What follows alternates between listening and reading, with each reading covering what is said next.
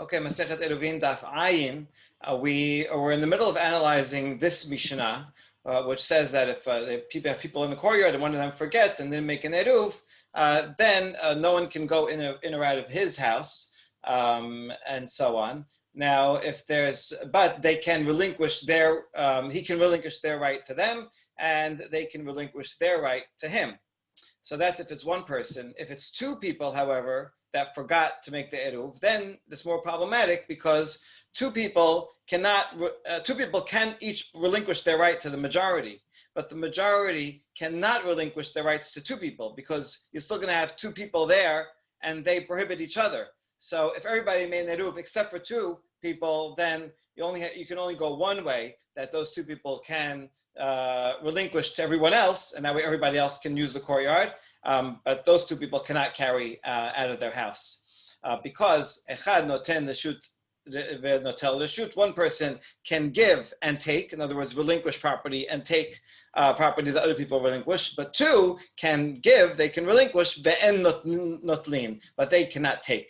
So that's really a fundamental principle that we'll see coming up throughout today's daf. Okay, so we begin on the top of 70. So quoting that Mishnah, ve'en notlin reshut, that two people cannot receive that which other people relinquish. Now we say, Lama li, why do I need to say this? We already said the same principle before in the Mishnah. La sericha afal gav de'amri le keni al menat lehaknot.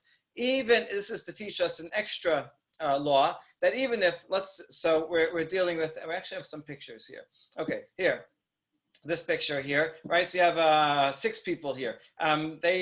These 4 made an eruv together. These 2 did not make an eruv, right? And so these 4 that made an eruv, can they say, well, relinquish our share of the courtyard to you too? The problem is that there's still 2, and they didn't make an eruv with each other, so they prohibit each other and everybody else. But what if the 4 say, we will relinquish to you on condition that you then again relinquish to the other guy, right? And that way you have a 2-step process, and in the end, only one person will own all of the rights because it's a 2-step. Even that is not okay, and that's what this clause of the Mishnah comes to add, because when this guy who receives it doesn't have a right to the courtyard itself, so he can't, since he doesn't have a right himself to the courtyard, he doesn't have a right to then give it over. He has to be able to himself carry when he receives it, and he doesn't have that. Okay, so that's what that clause is stating. Okay, now we have a question. This is going to take us down to the bottom of this amud. Actually, the whole daf is going to be answering this case. Abaye asks Rabbah, that's his teacher. Okay, regular case, 5 people, and 4 of them made the eruv. One of them forgot to join the eruv. כשהוא מבטל רשותו, צריך לבטל לכל אחד ואחד או לא. So when he does do bitul, this is more like here, this case. Well, it's one of 6, but it doesn't matter. So now on Shabbat, he says, I forgot to make an eruv. I want to relinquish my property. Does he have to go in this guy's door and knock and say, I relinquish my property to you, and to you, and to you, and to you, right? Or can he do it to, that's one side, or no, he could just do it once, and then it implies to everybody. You cannot relinquish just to one person, and that's the same as giving it to everybody else. That's the question. Rabba's opinion is you have to go and relinquish it to each and every person, because each and every one of them, they made an eruv together, but they all need to have a share in that property. So he has to relinquish to everyone so that they can all carry. They all have to be on the same page. So that's what he says. The other opinion said, no, you relinquish to one, and one of them, they're all in the eruv together, so that one can receive it on behalf of everybody else.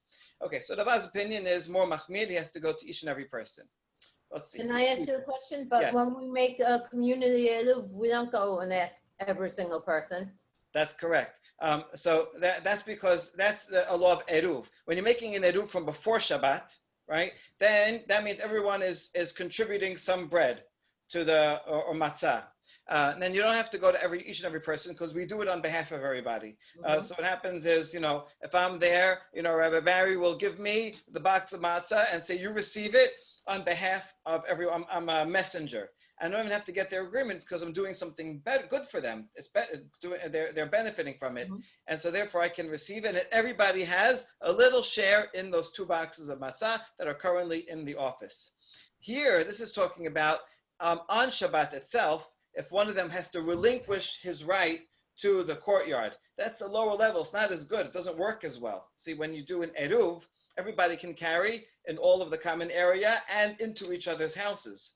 But now when one guy forgot and is out of the eruv, now that person has a problem because he makes everybody else asur, right? Because because his share of the courtyard is not shared.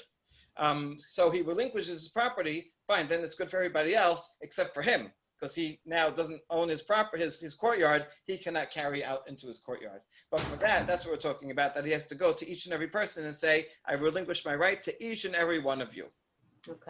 Okay, that's Rabba's opinion. All right, now Abaye asks a question from a baraita. This is a long baraita, has about 7 cases.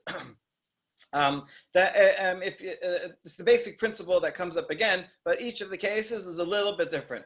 The rest of the Talmud is gonna actually analyze each and every one of the 7 cases. So let's pay attention to all of them. But this is all gonna be a question against Rabbah. Abba is gonna prove from here that you can do 1 relinquishment to everyone. You don't have to go to each one individually. Let's see how we see that. Iti be'ehad shelo arev. Noten reshuto le'ehad she'arev. So if there's one person who did not join the eruv, he can relinquish his property to one person who did make the eruv, who was in the eruv, which sounds like even just one person. Okay, this is what we're gonna focus on in a minute. But first, we're gonna quote the whole baraita. But you see already from here that I can give it to, let's say, there's 5 other people that made an eruv. And I didn't make it. I didn't make it the eruv. I didn't join it. I can relinquish my property to one of the people in the eruv. That sounds like only one. I don't have to go to each and every person. So you see that doesn't follow Rabbah. Okay, but let's see all the other cases first. Shenayim she'arbu notnin reshutan le'ehad shelo arev. 2 people that made an eruv, they can relinquish their joint property to someone who did not make an eruv. And in that case, those 2 people would not be able to carry out of their house. But the one person, even though he didn't make the eruv, he gets all the property, the joint property, and then he can carry everywhere. Okay. Shenayim shelo erbu notnin reshutan lishnayim she'erbu o le'ehad shelo erev. 2 people that did not make an eruv, they can relinquish their property to 2 other people that either made an eruv or 2 other people that didn't make an eruv, and that would be fine because they can give. So all these are 4 cases where it's okay. Now we're going to have 3 cases that don't work. Aval lo echad she'erev noten reshuto le'ehad shelo erev. One person who did one person that made an eruv cannot give over his property to one person who did not make an eruv, because he cannot give on behalf of everybody else. Right? He's only one person in the eruv, and so he can't give everyone else's as well. Ben shenayim she'ervu notnin reshutan l'shnayim shelo ervu, and 2 people that made an eruv cannot give to 2 people that did not make an eruv, because 2 people that didn't make an eruv can never receive it, as we saw in our Mishnah. Ben shenayim shelo ervu notnin reshutan l'shnayim shelo ervu, and 2 people that did not make an eruv also cannot give to 2 people. Shelo ervu ben shenayim shelo ervu. Notnin reshutan l'shnayim shelo erbu. So right, the second this case here was 2 people that made an eruv cannot give to 2 that didn't, and people that didn't make an eruv cannot give to 2 that didn't. In other words, the point is that you can never 2 people that didn't make an eruv can never receive that which other people relinquish because they prohibit each other. Okay, those are all the cases, and now let's see the question. Katane mihadesha. Look, now let's go back to the first one. Echad shelo erev noten reshuto le'echad she'erev. One person that didn't make an eruv can give to one person that made an eruv. In other words, he relinquishes just to one of the several people that made an eruv. So you see, he only has to go to one. He doesn't have to go to each and every person. And so that is a question on Rabbah. Rabbah says, wait, this is all part of the question, sorry. If there's only two people in the courtyard altogether, then what does it mean that he gives it to someone who made an eruv? Made an eruv with whom? Right? If these are only two people and I didn't make the eruv, then you made the eruv. You must be someone else there that does also that also is living there. So even though there are many people there, I only have to relinquish it to one of you. So there you go. You only have to do one. So that's the question. And now we're going to try and answer. But Abba, what would he say? Oh, there was another person, but he died on Shabbat. Okay, we're supposed to know that from the Braita, or it's a bit of a forced argument, but okay, it's possible. So the case here is that there were three people altogether, two people made an eruv, and one person didn't. And then one of those two people died, so now it's only 1 and 1. And so now I can relinquish my right to that one person. And I only have to do one person because there is only one person. But if there were two people, I would have to go to both of them.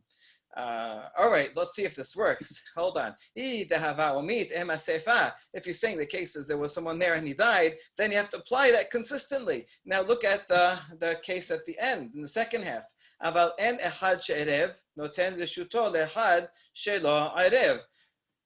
Someone who made an eruv cannot give over to someone who didn't make an eruv. And the reason is because, right, let's say that I can't represent, I made an eruv with 5 people. I can't relinquish the right without everybody else doing it as well, right? We have to do it together. Now, if we were 2 people and the other guy died, then there's only me. So then it shouldn't be a problem. I can relinquish my right to you who never made the eruv. That wouldn't be a problem. So if it's a case of there was 2 people and one died, then the sefa wouldn't make sense. Ela peshita de'ite, rather must be he is here and he is alive. And if the second half is talking about 2 people that are still there and still alive, then the first half of the Braita must also be that he's still alive. So how can you say that the first half is about the one that he died? That's a question against Rabbah. And he can answer, Mide Idia, hold on, is that the same? Hakadita, v'hakadita. No, maybe the Resha and the Sefer are talking about 2 different cases, right? There's 7 cases here, so they could all be different things. And so in the first half, once someone died, and second half, they didn't die. Okay, just makes it a little bit more difficult to read this in. Teda de katani Sefer de Resha, but he adds a possible proof. The Sefer of the Resha, right? Instead of just counting 1, 2, 3, 4, 5, 6, 7, right? The last part of the first half says Ushnaim shelo irbu notnin reshutan lishnaim she'irbu. 2 people that did not join the eruv, they can relinquish their right to 2 other people who did make the eruv. So that means lishnayim in lechad lo. To 2 people they can, but to 1 not. That means that when anyone wants to relinquish rights, they have to relinquish it to everyone else there. In this case, it's 2 other people. So you see, this actually proves that Rabbah's reading is correct. All right, now we turn the question back to Abaye. Abaye amar mai lishnayim lechad mishanayim. Oh, when it says they have to relinquish their right to the other 2, doesn't mean that they actually have to relinquish to both of them, to one of them. And by relinquishing to one of them, then that works for everyone else, for the others, because they're all in partnership together. If you're partners and I sell something to you, then you acquire it on behalf of the other partners. Okay.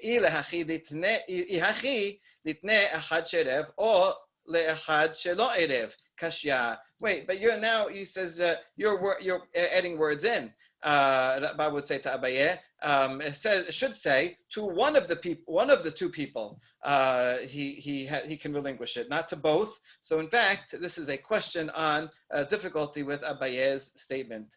And so after all this back and forth, even though Rabbi had to add a couple of difficult okimtot, still this case shows that Rabba's reading is better, and Abaye ends up with the difficulty. Okay, So now we solved that we resolved, well, somewhat resolved that question, and now we're going to go to each of the other cases in the Baraita and explain what do they each teach.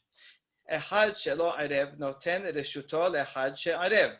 One person who forgot to make the eruv, he can relinquish his rights to someone who did. Le'abaye di'ite kamashmalan ve'kamashmalan de'en tzarich levatel reshut lechol echad ve'echad. So according to Abaye, where everybody is alive and everybody stays there, this teaches that the one person who forgot to make the eruv relinquishes his right to one of the people that did make the eruv. Only one of them. Even if there's 100, I only have to relinquish to one of them. According to Rabba, who says there was someone else there, but he died. Then I still need this clause to teach you that. And we're not going to make a gezerah for the case when he died to the case that he didn't die. You might have thought that when you have two people to make an eruv and one of them dies, I can relinquish only to the one that's left. But maybe you'll say, no, don't allow him to do that because then he'll think that when there are two people, he could also only give it to one. So don't permit it at all. No, we're not going to make such a gezerah. He can give it only to one, and he'll have to know that when there are two people, he's going to have to relinquish to both of them. Okay, the next part of the Baraita, Ushnayim she'arvu notnin reshutan lechad shelo irev. Two people that made an eruv, they can relinquish their collective right, but they both have to do it, to someone who didn't make an eruv. This is a case where a person who didn't cooperate ends up benefiting. But okay, for whatever reason, let's say he has all the food. He's the chef. All the food's in his house. So then it would be in the interest of the two people that were responsible and made the eruv to relinquish their rights to that person, so that he can go and bring everything out to the courtyard. Okay, Peshita, isn't this obvious that they can relinquish their rights to one person? We might have thought that this person who did not join in the eruv before Shabbat, we should penalize him and say you shouldn't have done that, and therefore you can relinquish your right to everybody else, so that everybody else has a benefit. But you can't receive everyone else's relinquishment. You shouldn't benefit from being irresponsible. So this clause teaches us that we do not make such a penalty, and he can benefit even though he didn't join the eruv before. Next clause, Ushnayim shelo ervu notnin reshutan l'shnayim she'ervu. Two people that forgot to join the eruv, they can both relinquish their right. They could relinquish each their rights to the common eruv. L'Rabba Tana Sefa legaluye resha. According to Rabba,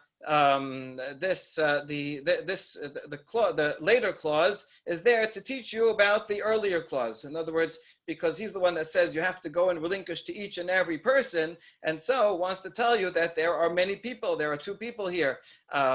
So let me just read this. As the later clause teaches that one must renounce rights to every resident in the courtyard, the first clause must refer to a case where additional residents have passed away. For otherwise, he would not be able to renounce his rights to only one person. So that's why this says multiple people, right? This was the final proof that we had before, because it says here that he has to relinquish his rights to both of the people both of the other people that made the eruv. That shows you have to relinquish to each and every one, and then therefore that teaches you how to read the first case, that it must be that there were two people but one of them died. According to Abaye, no, I have to teach this clause because it's exactly correct. You have to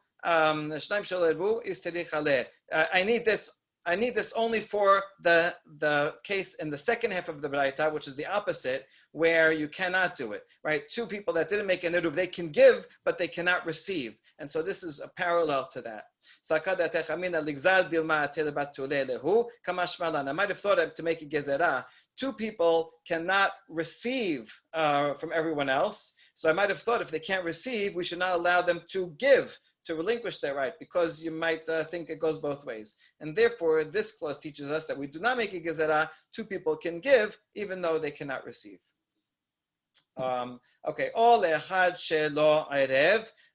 The two can renounce to one person that did not make an eruv. Lamali, why do I need this clause? Ma'odetema hanimi lehechad miksatan ervu miksatan lo ervu. אבל היכא דכולן לא ערבו, לקנסינהו כדי שלא תשכח תורת עירוב כמשמע לן. I might have thought that when can you when are you allowed to relinquish, to do this relinquishment? When some people made an eruv and some people didn't make an eruv. But in this case, nobody made an eruv. And so you might have thought to say, you can't use relinquishing when nobody made an eruv, because then people will forget that there's such a law of an eruv. They'll know that, oh, what did we do last time? So this time also, right? We'll just do a relinquishing. We'll do that every week, and we'll never make an eruv. So you might have thought to make a knas and say that you can only do relinquishing when at least someone made an eruv, and therefore this clause of the Braita teaches that you do not make such a penalty. Okay, now we go to the second half of the Braita. These are the cases that don't work. Aval en echad she'erev noten reshuto le'echad she'lo erev. One person that made an eruv, so there are other people there. One of the people in the eruv cannot relinquish the rights of everyone else to another person who did not make an eruv. La baye tana sefa legaluye resha. Rabba, I did a Tana Resha, Tana Name Sefa. According to Abaye, we need this case in the Sefa to teach us how to read the opening, the first case. That the first case must be also where it's talking about that it can only give over to one person, but the multiple people have to give over to each and every one of them. That's why I actually need this case. According to Rabba, I don't really need this case, and this is here only to because it's a parallel. It's just parallelism in the first case. There's always cases of parallelism where something is there just because the contrast is on the other half, but you don't really need it. Okay, that's for Rabba, but yeah, proved from here that a person can renounce his rights to one of the two courtyard residents, and he doesn't have to renounce to both of them, right? Echad en echad she'erev noten reshut le'echad she'lo erev. Okay, next clause. En shenayim she'ervu notnin reshutan leshnayim she'lo ervu. Two people can never receive. The two people that made an eruv cannot give to two people that didn't make an eruv, because the two people that didn't make an eruv prohibit each other. Why do I need to say this? Don't we know this principle already? Oh, I might have thought, in other words, we can go back to the picture, when these four people relinquish their rights to these two, so now these two own all the rights to the courtyard. The problem is that they didn't make an eruv with each other, so they prohibit each other. I might have thought to say that one of these can then go and relinquish all his rights to this person, and so with those two steps, one person will own all the rights, and therefore he'll be able to carry out of his house, and everybody else will be able to carry in the common area. That's why this teaches us that you cannot do that. You can't do a two-step process. Since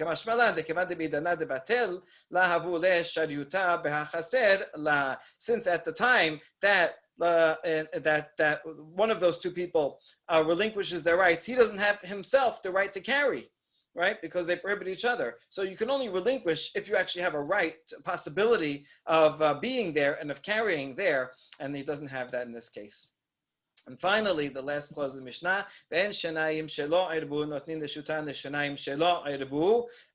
a case where nobody made an eruv, and two people want to relinquish to two other people. Why do I need this? This would be in a case where the two said, here, you take our share of the property on condition that one of you will give it to the other. And so this is a little bit better than the previous case, because you're saying on condition. So since it's on condition, then you might say that kind of automatically triggers the next one, and that two-step process might have worked. This teaches us that two-step process does not work either. Okay, that is the end of that discussion of that long baraita. And now we get to a new question. Well, it's related to the question because we mentioned someone that died. Yoresh Mahu sheyebatel reshut. Someone who's an inheritor, can he renounce rights in the courtyard? In other words, a case would be as follows. Let's say you have a couple of people in the courtyard. They did not make an eruv, and one of them died. Can now his inheritor is around, his son, maybe he lives nearby. Can the son do a relinquishment on Shabbat, because now he stands to inherit this land? That's the question. So let's see the two sides of the question.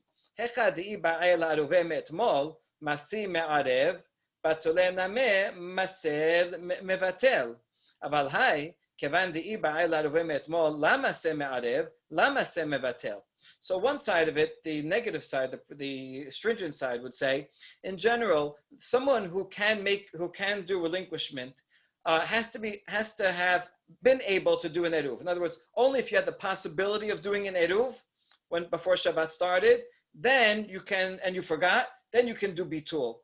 But if you had no possibility of making an eruv for whatever reason, then you cannot do bitul either. Kind of the setting has to be ready for you to be able to do it.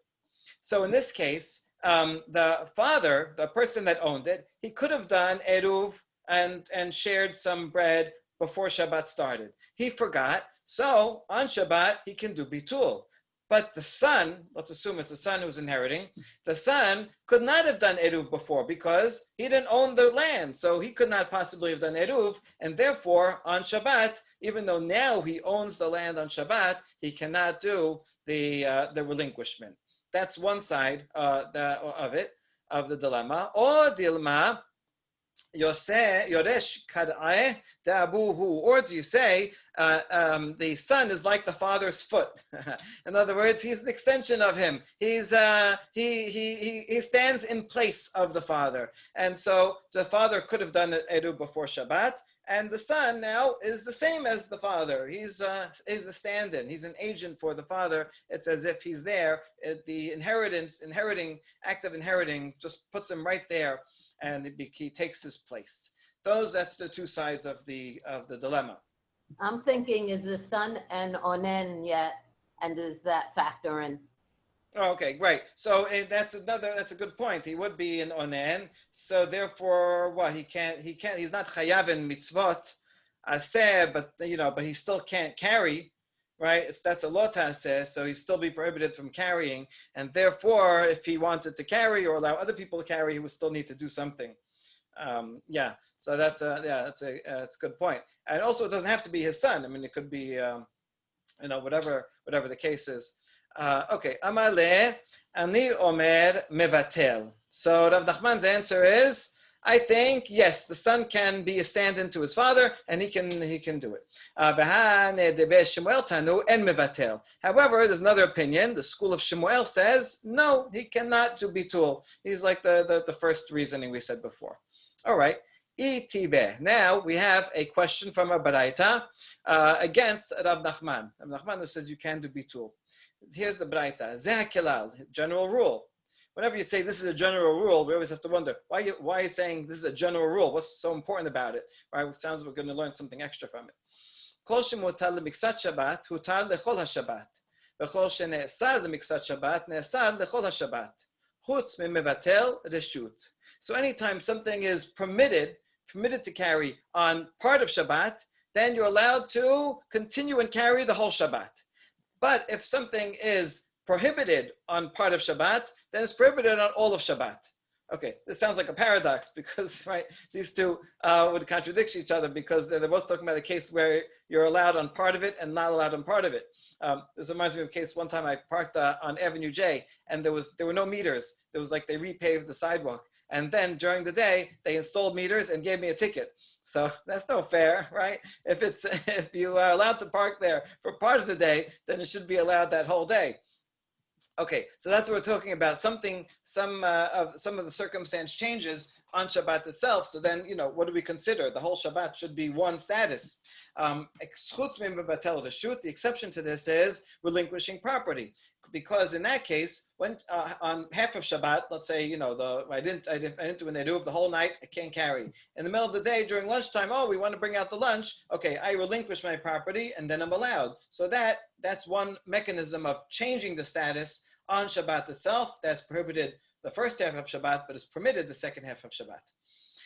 Okay, so let's now analyze each of these elements of the Baraita, and we'll see how this is going to be a question against Rav Nachman. What would be a case where something is permitted, part of Shabbat, and that therefore extends to the whole Shabbat?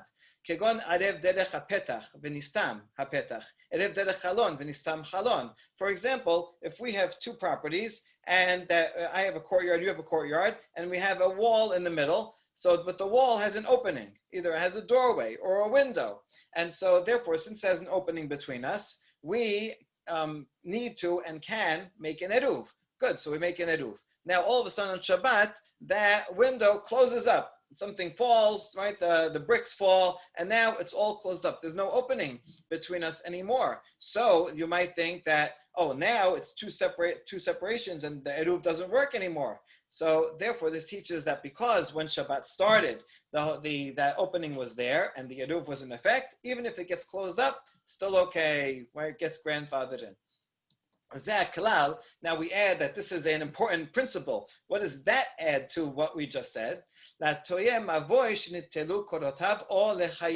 comes to add another case when you have a mavoy, right, an alleyway that joins together many courtyards, and we saw you have to put either a cross beam or a side post. And so when Shabbat starts, we put the cross beam, and it's there, but then on Shabbat, it falls down, and now it's not there anymore. So now do you say, everybody all of a sudden, announcement, you can't carry here anymore? No, we don't say that. Since it was permitted at the beginning of Shabbat, then that continues the whole Shabbat. So that's okay. Now, what's the opposite case? כל שנעשה למקצוע שבת נעשה לכל השבת כולה, כגון שני בתים בשני צידי רשות הרבים, וקיפום גויים מכיסה בשבת. For example, right, we saw this case when you have two houses on opposite sides of a main thoroughfare, and they were not joined together. They were not in the same courtyard, so obviously they cannot carry from one to the other. All of a sudden, Shabbat morning, some non-Jewish construction crew comes along, and they build a fence around both of our homes. And now, look, we are in a enclosed area together. So, now we have a possibility of, you can't make an eruv on Shabbat, but we can relinquish to each other and do something on Shabbat.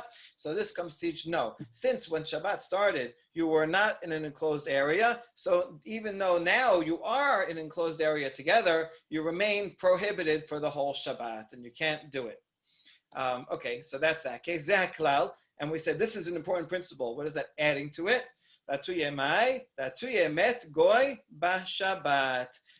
This comes, so what the klal comes to add that if there is a non-Jew that resides in the courtyard with us. So we said if there's a couple of Jews and a non-Jew, the non-Jew cannot join the eruv because he's not in the whole Torah of Shabbat or eruv.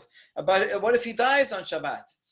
And so now he's not there anymore. So it's only Jews. So now can we go and join together? Now can we relinquish property to each other? And so this comes and says, no, you cannot, right? Because it was prohibited to make an eruv beforehand. So too on Shabbat itself, I cannot go ahead and I certainly can't make an eruv on Shabbat. I cannot even relinquish property on Shabbat. Okay, that's the analysis of the Baraita. And now we're going to have to turn this into a question.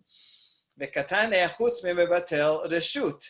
last part of the Baraita says, except for someone who mevatel reshut, except for relinquishes property. So mevatel reshut, ihu in, yoresh la, right? That's the last clause. Says, except all this, right? The beginning is, you can't do it, except for mevatel reshut. So actually this overrides what we just said. That means if the non-Jew dies on Shabbat, well, that's you have a problem. Except if you mevatel reshut, which sounds like you can mevatel reshut, right? In such a case, or if non-Jews surrounded it, then you can, right? Because that is an exception that you're allowed to. Anyway, the point for us is except from Batel Deshut, that means you can relinquish your property, but only you can do it, and not anybody else, and not your inheritor. That's the derivation. It's not such a strong derivation because this says you can make it, but it doesn't really mean that no one else can. And Nachman, in fact, answers that. Ema chutz mitorat bitul deshut. Doesn't mean that except for you relinquishing property, and no one else can, but rather means except for the relinquishment of property, except for the entire law. Relinquishing property is one way of changing the status on Shabbat, and that is an exception to the general rule that keeps the same status over the whole of Shabbat. All right, so Rav Nachman answered that question, but Ravad didn't give up yet. אחד מבני חסר שמת, והניח רשותו לאחד מן השוק, מבעוד יום אוסר, משחשיכה אינו אוסר. So one of the people in the courtyard died, and he left his inheritance, the use of his house, to someone who lives in the marketplace, meaning someone who doesn't live in the courtyard. So if this happened, if he died before Shabbat started, then that person will cause everyone else to be prohibited because he did not join in the Eruv. So it's no good. But if it's after nightfall, then he does not render carrying prohibited, because since it was permitted, he made the Eruv before Shabbat started, so since it was permitted when Shabbat started, it continues to be allowed even on Shabbat itself, even though the person died and he's not around anymore. Now the opposite case. Someone outside the courtyard owned a piece of that courtyard, owned a house there, and he died, and he left it to someone who lives in the courtyard. If it's before Shabbat, and also, so that's the opposite. If it happened before Shabbat, it does not prohibit them, because now it's someone that lives in the courtyard that owns it, and so he can go and make an eruv with everybody else. But if he died after it gets dark, on Shabbat itself, then it's a problem because he lives there and he didn't make an eruv on Shabbat, and now because before Shabbat, it's someone who lived outside of it owned it, and so he can't join in. And only now on Shabbat, now the person that lives there received it, but you can't change anything on Shabbat itself. So that's the Braita. Now here's Rava is going to turn this into a question. Amai oser, in the first case in the Braita, why does he make it asur? Right? In other words, when someone in the courtyard dies, and he leaves it to someone outside, if it's before Shabbat, someone outside owns it and oser. The question is, why? Why not do bitul? He can renounce his rights to the courtyard to everybody else, and then it'll be okay. So this is similar to the case of someone who dies and leaves it to his son, who lives outside the courtyard. So Rav Nachman can answer, my oser, nameh dekatani, my oser, nameh dekatani, ad she yevatel. So no, I agree. When it says oser, it means he's oser if he does nothing. But if he does bitul, then he'll be okay. And that way he can come and resolve it. We're going to have one more question to Rav Nachman's opinion about the case of someone who dies and leaves it to his heir, whether the heir can do bitul, but we'll see that question tomorrow.